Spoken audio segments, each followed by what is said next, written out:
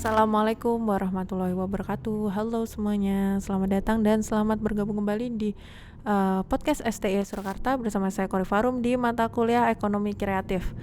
Nah, di minggu ini kita sudah masuk di pertemuan keempat. Di pertemuan keempat ini kita akan membahas mengenai aspek sejarah perkembangan ekonomi kreatif.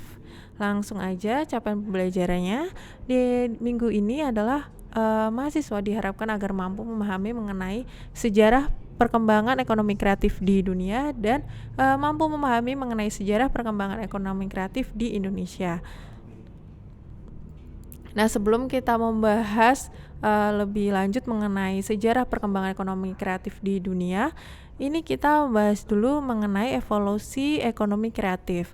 Nah, jadi yang pertama, pada abad ke-18 itu terjadi revolusi industri yang menyebabkan transformasi ekonomi yang pada awalnya didominasi sektor pertanian berbasis sumber daya manusia dan sumber daya alam menjadi perekonomian yang didominasi industri berbasis barang modal. Kemudian pada tahun 1950-an, perekonomian digerakkan oleh pengetahuan sebagai sumber daya utamanya dalam penciptaan nilai tambah.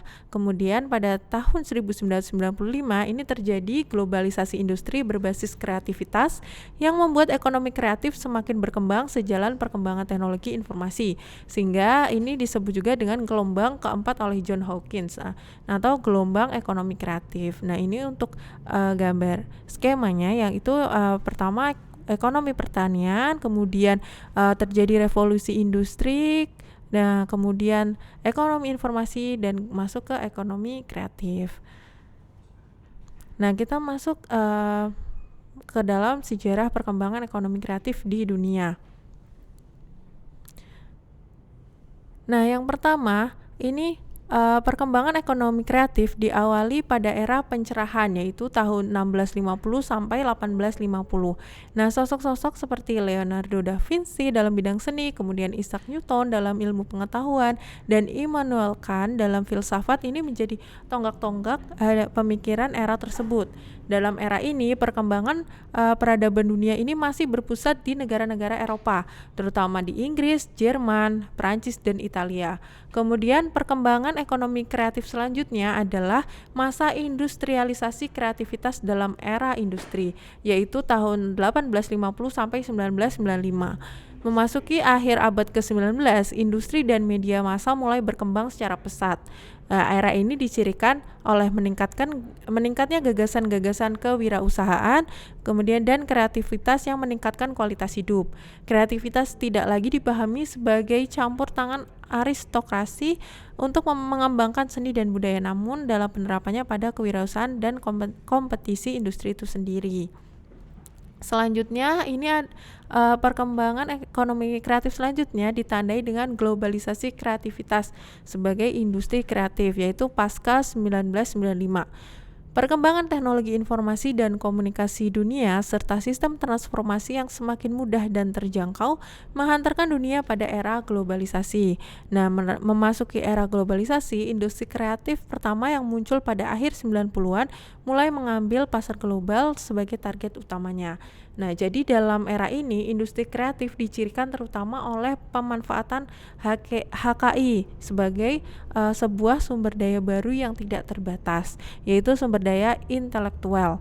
Hal ini juga didukung oleh Hawkins 2001 yang menyatakan bahwa konsep ekonomi kreatif itu muncul pada tahun 1990-an sebagai suatu cara untuk memberikan penghargaan terhadap industri budaya dan industri-industri yang berfokus pada isu konseptual dan hak kekayaan intelektual.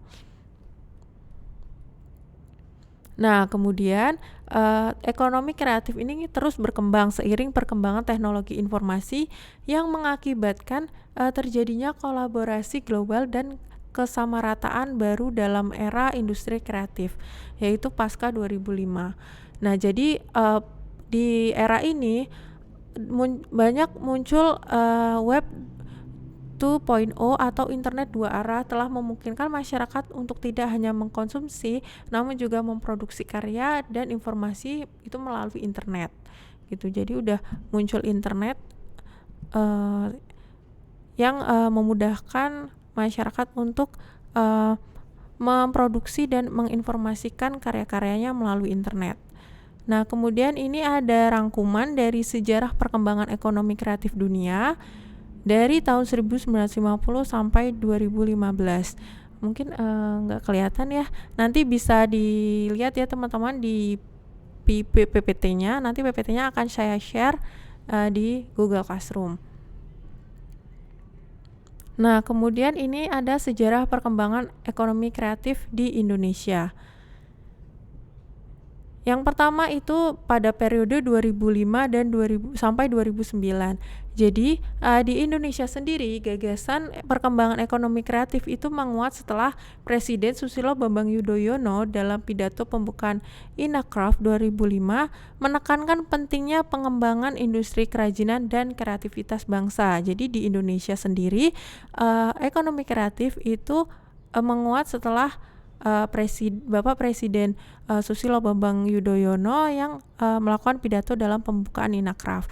Kemudian setelah itu Kementerian Perdagangan itu membentuk Indonesian Design Power untuk meningkatkan kekuatan desain dan penciptaan merek.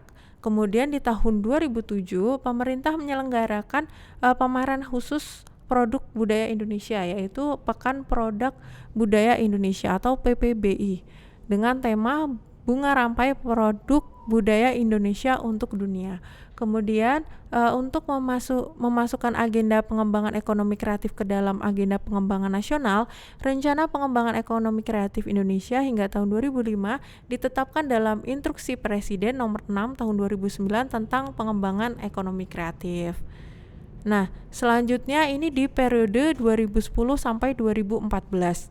Jadi pemerintah meluncurkan portal indonesiakreatif.net yang dapat menjadi penghubung antar pemangku kepentingan dalam mengembangkan ekonomi kreatif di Indonesia pada tahun 2010. Kemudian, sejalan dengan pengembangan ekonomi kreatif, batik mengalami perkembangan. Untuk meningkatkan kualitas pengembangan batik ke depan, pada tahun 2011, Kementerian Perdagangan kembali mengambil inisiatif untuk menyusun cetak biru pengembangan batik yang dijadikan dasar pengembangan batik hingga tahun 2025. Kemudian pada tanggal 21 Desember 2011, secara resmi dibentuk Kementerian Pariwisata dan Ekonomi Kreatif yang diperkuat dengan 2 Direktorat Jenderal yang secara langsung bertanggung jawab terhadap pengembangan ekonomi kreatif di Indonesia, yaitu Direktorat Jenderal Ekonomi Kreatif berbasis seni dan budaya serta Direktorat Jenderal Ekonomi Kreatif berbasis media, desain dan juga iptek. Nah, kemudian pada tahun 2012, Kementerian Pariwisata dan Ekonomi Kreatif itu bekerja sama dengan Badan Pusat Statistik menerbitkan laporan penguatan data dan informasi ekonomi kreatif. Kemudian pada tahun 2013, Kementerian Pariwisata dan Ekonomi Kreatif, Kementerian Koperasi dan UKM, Kementerian Perindustrian, Kementerian Perdagangan bersama-sama dengan intelektual, bisnis, komunitas, dan asosiasi melakukan penyusunan cetak biru pengembangan mode Indonesia hingga tahun 2025. Inisiatif pengembangan subsektor ekonomi kreatif juga terus terjadi. Pada tahun 2014, tepatnya pada tanggal 17 Januari 2004 itu dibentuk Badan Perfilman Indonesia atau BPI berdasarkan hasil musyawarah besar yang telah dihadiri oleh 40 organisasi perfilman Indonesia. Nah, itu tadi tonggak pengembangan ekonomi kreatif di Indonesia. Nah, ini juga ada ringkasan dari tonggak pengembangan ekonomi kreatif di Indonesia. Teman-teman nanti bisa dilihat di PPT, akan saya share juga di Google Classroom seperti itu ya. Nah, itu untuk materi kita di minggu yang keempat ini. Apabila ada yang ditanyakan, nanti boleh ditanyakan langsung di Google Classroom, di LMS atau di Zoom. Nanti juga akan ada Zoom ya teman-teman. Nah, sekian dari saya. Terima kasih atas perhatiannya. Wassalamualaikum warahmatullahi wabarakatuh.